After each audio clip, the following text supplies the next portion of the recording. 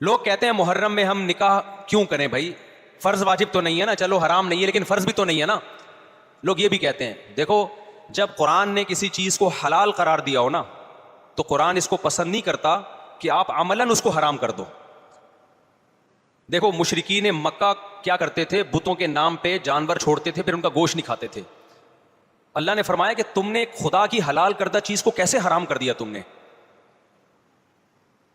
نبی صلی اللہ علیہ وسلم نے قسم اٹھائی میں شہد نہیں کھاؤں گا. آپ نے فرمایا لما تحرم ما احل اللہ لک، اے نبی جو چیز اللہ نے آپ کے لیے حلال کر دی آپ کیسے اپنے اوپر حرام کر رہے ہیں. اس سے پتہ چلتا ہے کہ اگر آپ محرم میں نکاح کرنا چاہتے ہیں لیکن آپ یہ سوچ کے ڈیلے کر دیتے ہیں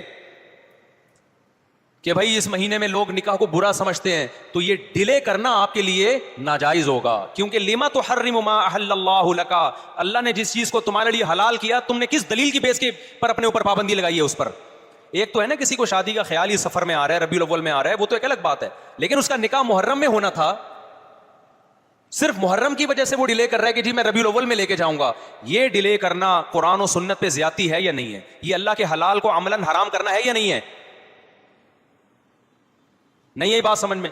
پھر اگر کوئی شیعہ آپ سے کہتا ہے کہ بھئی آپ ہمیں چھیڑنے کے لیے یہ کام کر رہے ہو، آپ بولو نہیں بھائی ہم آپ کو چھیڑنے کے لیے نہیں کر رہے، آپ کا مسلک ہے آپ اس پر عمل کریں، ہمیں اس پہ کوئی اعتراض نہیں ہے. لیکن ہم کس کے پر عمل کریں گے؟ ہم اہل سنت والجماعت ہیں. کتنے صحابہ ہیں، خود نبی کی نکاح محرم میں ہوا ہے. اور ویسے بھی ہمارے ہاں شہادت ایک منحوس عمل نہیں ہے، شہادت ایک مبارک عمل ہے.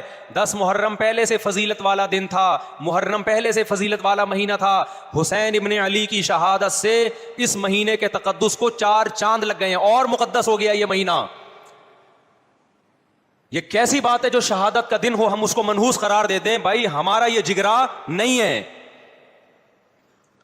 سمجھتے ہو کہ نہیں سمجھتے ہو؟ تو اس لیے محرم میں اگر کسی نے نکاح کرنا ہے اس کو ڈیلے مت کرو میرے بھائی. لوگ کہتے ہیں فرض تو نہیں ہے نا، آپ اگر اس کے نحوست منحوس ہونے کی وجہ سے ڈیلے کر رہے ہو تو پھر آپ پہ فرض ہوگا کرنا. کیوں؟ اس آیت کی روشنی میں لما تحرم ما احل اللہ لک، اے نبی جس چیز کو اللہ نے حلال قرار دیا آپ کس دلیل کی بیس پہ اس کو اپنے اوپر حرام کرتے ہیں؟ سمجھتے ہو کہ نہیں سمجھتے؟